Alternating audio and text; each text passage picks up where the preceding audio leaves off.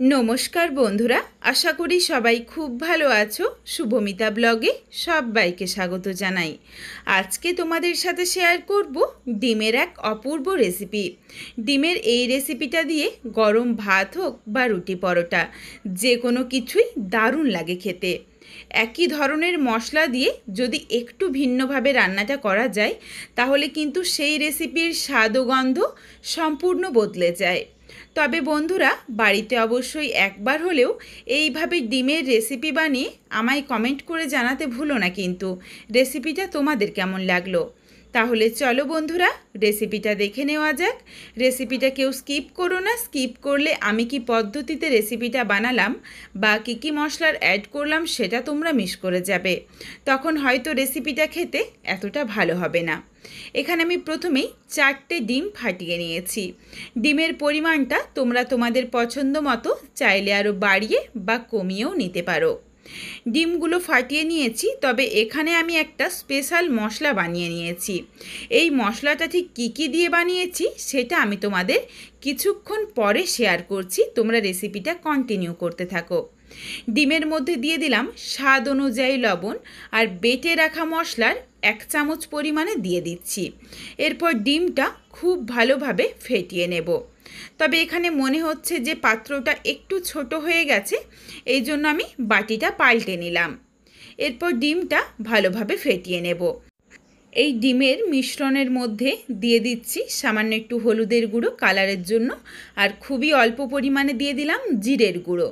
এরপর ডিমটা খুব ভালোভাবে ফেটিয়ে নিতে হবে যাতে মশলাটা খুব ভালোভাবে এই ডিমের সাথে মিশে যায়। তবে বন্ধুরা ডিমটা যখন ভাজবো তখনও কিন্তু একটু ভালোভাবে ফেটিয়ে নিয়ে ভাজতে হবে, নইলে মশলাটা তলাতে বসে যাবে আর ওপরে শুধুমাত্র ডিমের গোলাটা ভাজা হবে। এখানে দেখো এরপর কড়াইয়ের মধ্যে আমি অল্প পরিমাণে সরষের তেল গরম করে নিয়েছি আর ফেটিয়ে রাখা ডিমের মিশ্রণটা অল্প পরিমাণে দিয়ে দিলাম। এরপর এটা একটু পাট করে ঠিক রোলের মতো করে ডিমটা ভেজে নেব। এইভাবে ডিমটা ভাজলে খেতে কিন্তু বেশ ভালো লাগে। সুন্দরভাবে দেখো পাট করে নিয়েছি। এরপর গ্যাসের ফ্লেম লোতে করে ডিমটা ভেজে নিচ্ছি, তার কারণ ভেতরটা দেখো বেশ অনেকটা কিন্তু নরম রয়েছে।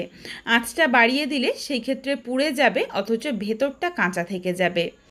এরপর এই ডিম ভাজাটা আমি 2 ভাগে ভাগ করে নিচ্ছি আর উল্টে পাল্টে আরও একটু লালচে রং ধরিয়ে গ্যাসের ফ্লেম লোতে করে ভেজে নিচ্ছি। ডিমটা ভাজা হয়ে গেছে, তুলে রাখলাম। এখানে আমি আবারও কড়াইয়ের মধ্যে অল্প পরিমাণে সরষের তেল গরম করে আরও এক ব্যাচে ডিমটা ভেজে নিচ্ছি। বন্ধুরা ডিমের তো অনেক ধরনের রেসিপি খেয়েছো, তবে এইভাবে একবার বেটে রাখা মশলা দিয়ে ডিমটা ফেটিয়ে সেই ডিম ভেজে রান্না করে দেখো, একদম অন্য রকম একটা স্বাদ আসে, খেতেও কিন্তু বেশ ভালো লাগে। উল্টে পাল্টে কয়েক ব্যাচে প্রত্যেকটা ডিম আমি ভেজে তুলে রাখলাম। এরপর কড়াইয়ের মধ্যে আবারও প্রায় 2 থেকে আড়াই চামচ পরিমাণে সরষের তেল গরম করে নিয়েছি। তেলের মধ্যে ফোড়নে দিয়েছি তেজপাতা, শুকনো লঙ্কা আর সামান্য একটু গোটা জিরে। নাড়াচাড়া করে ফোড়নটা ভেজে নিয়েছি। যখন ফোড়ন থেকে একটা সুন্দর গন্ধ এসেছে, এরপর দিয়ে দিলাম লম্বা করে কেটে নেওয়া আলু। আলুর স্বাদ অনুযায়ী লবণ দিয়ে দিয়েছি। লবণ দিয়ে নাড়াচাড়া করে ঢাকা চাপা দিয়ে আলুটা ভেজে নেব, যাতে আলুর মধ্যে সুন্দর একটা লালচে রং ধরে যায় আর আলুটা ভাজতে ভাজতে বেশ অনেকটা সেদ্ধ হয়ে যায়। এই জন্য অবশ্যই গ্যাসের ফ্লেমটা লোতে করে আলুটা ভেজে নিতে হবে। আলুর মধ্যে দেখো সুন্দর একটা লালচে রং ধরে গেছে, আর এখানে আমি তোমাদের একটা আলু চেপে দেখিয়ে দিলাম, বেশ অনেকটা সেদ্ধ হয়ে গেছে। যখন আলু ভালোভাবে ভাজা হয়ে যাবে বা সেদ্ধ হয়ে যাবে, তারপর দিয়ে দিলাম বেটে রাখা মশলার পেস্ট। এরপর চলো তোমাদের সাথে শেয়ার করি ঠিক কী দিয়ে আমি স্পেশাল মশলাটা বানিয়েছিলাম। তার জন্য নিয়েছি কিছুটা পরিমাণে আদা, রসুন, অল্প পরিমাণে ধনে পাতা, আর এখানে আমি 2টো মাঝারি সাইজের পেঁয়াজ আর একটা মাঝারি সাইজের টমেটোর ব্যবহার করেছি। সমস্ত কিছু একসাথে মিক্সিং জারের মধ্যে দিয়ে একদম মিহি করে পেস্ট বানিয়ে নেব। এইভাবে সমস্ত মশলা যদি একসাথে বেটে নিয়ে ডিমের গোলার মধ্যে দিয়ে ভালোভাবে ফেটিয়ে ডিমটা ভাজা হয়, তাহলে কিন্তু ডিমটা যখন রান্না করার পর খাবে তখনও কিন্তু একটা ভীষণ সুন্দর গন্ধ আসবে আর তেমন সুন্দর একটা স্বাদও আসবে, খেতে বেশ ভালো লাগবে। এখানে সমস্ত কিছু দিয়ে দিয়েছি। এরপর দিয়ে দিলাম 2টো কাঁচা লঙ্কা। এরপর একদম মিহি করে এই পেস্টটা বানিয়ে নিচ্ছি। এই পেস্টটাই কিন্তু আমি রান্নাতে ব্যবহার করেছি। আর এই পেস্টটা দেখো ভালোভাবে কষানো যখন হচ্ছে, তখন একটা বাটিতে আমি নিয়ে নিলাম 1 চামচ পরিমাণে টক দই। এর সাথে আমি কিছু গুঁড়ো মশলা দিচ্ছি। গুঁড়ো মশলার মধ্যে প্রথমে দিয়ে দিলাম সামান্য একটু হলুদের গুঁড়ো, ঝালের জন্য দিচ্ছি লঙ্কার গুঁড়ো। তোমরা যেমন ঝাল খেতে পছন্দ করো সেই বুঝে লঙ্কার গুঁড়োটা দিয়ে নিও। খুবই সামান্য পরিমাণে দিয়েছি জিরের গুঁড়ো আর খুবই অল্প পরিমাণে ধনের গুঁড়ো। এরপর এগুলোর সাথেই দিয়ে দিলাম 1/2 চামচ পরিমাণে কাশ্মীরি রেড চিলি পাউডার। তবে এটা দিলাম সম্পূর্ণ কালারের জন্য, আর এটা অপশনাল, তোমরা চাইলে দিতে পারো, না চাইলে বাদ দিতে পারো। খুব ভালোভাবে আগে গুঁড়ো মশলাগুলো টক দইয়ের সাথে মিশিয়ে নিচ্ছি। একদম দেখো ঘন আর একটা স্মুথ পেস্ট তৈরি হয়ে গেছে। এরপর এর সাথে আমি সামান্য একটু জল দিয়ে দিয়েছি, যাতে আরও ভালোভাবে টক দই আর গুঁড়ো মশলাগুলোকে ফেটিয়ে নিতে পারি। সুন্দরভাবে দেখো একটা স্মুথভাবে ফেটানো হয়েছে।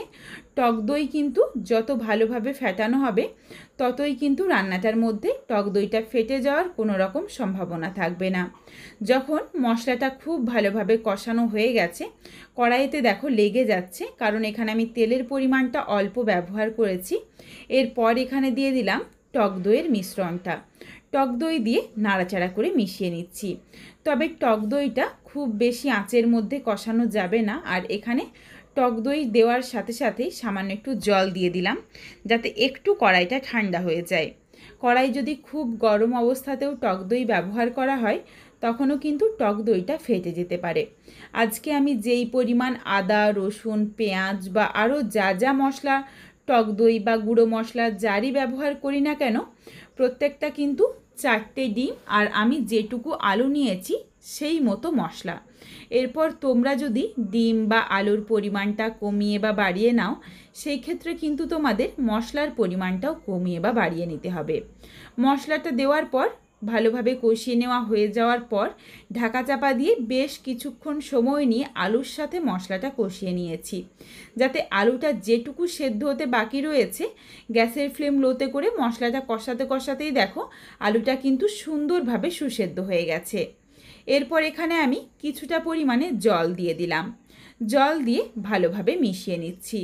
এখানে তোমরা যেমন ঝোল বা গামাখো খেতে চাও সেই বুঝে জলটা দিয়ে নিও। ঝোলটা যখন ফুটে উঠেছে, এরপর একে একে ভেজে রাখা ডিমগুলো দিয়ে দিলাম। ডিমটা দিয়ে নাড়াচাড়া করে মিশিয়ে নিচ্ছি। এরপর প্রায় 3 থেকে 4 মিনিট সময় নিয়ে গ্যাসের ফ্লেম লোতে করে ঢাকা চাপা দিয়ে ডিমটা একটু রান্না হতে দেব, যাতে ডিমের মধ্যে খুব ভালোভাবে মশলাগুলো ঢুকে যায়। আর দেখো এইভাবে পাট পাট করে ডিমগুলো ভেজে নেওয়ার জন্য সুন্দরভাবে দেখো প্রত্যেকটা লেয়ার বোঝা যাচ্ছে। আর এই ডিমটা কিন্তু খেতেও বেশ ভালো লাগে। এরপর এখানে দিয়ে দিলাম সামান্য একটু চিনি। চিনিটা কিন্তু অবশ্যই দিও, তার কারণ রেসিপিটার মধ্যে টক দই আর টমেটোর ব্যবহার রয়েছে, তাহলে টেস্টটা ব্যালেন্স হয়ে যাবে আর খেতেও বেশ ভালো লাগবে। দিয়ে দিলাম স্বাদ অনুযায়ী অল্প একটু লবণ। লবণ আর চিনি দিয়ে নাড়াচাড়া করে ভালোভাবে মিশিয়ে নিচ্ছি। এরপর এখানে 1-2টো আলু আমি চেপে নিচ্ছি, যাতে ঝোলটা একটু গাঢ় হয়ে যায়। তোমরা যারা পাতলা ঝোল খেতে পছন্দ করো তারা চাইলে এইভাবে আলুটা ম্যাশ করে নাও নিতে পারো, তবে আমার মনে হয় যদি ঝোলটা একটু গাঢ় হয় তাহলে খেতে আরও বেশি ভালো লাগবে। এই জন্য খুব বেশি না, 2-4টে আলু একটু আমি চেপে নিলাম।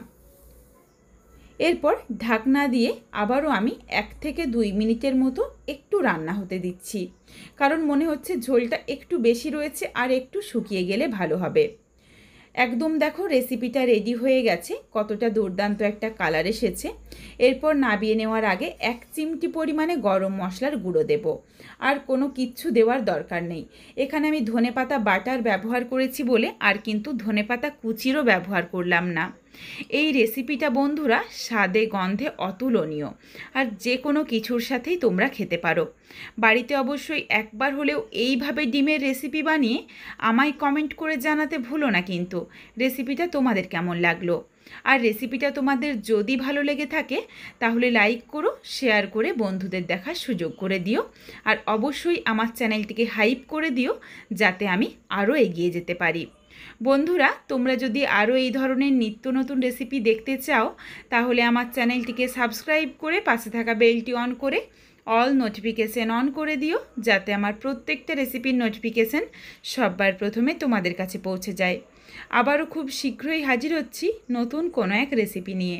পরবর্তী রেসিপি দেখার আমন্ত্রণ রইল। পুরো ভিডিওটা দেখার জন্য অনেক অনেক ধন্যবাদ। তাহলে আজকে আসি, সবাই ভালো থেকো, সুস্থ থেকো।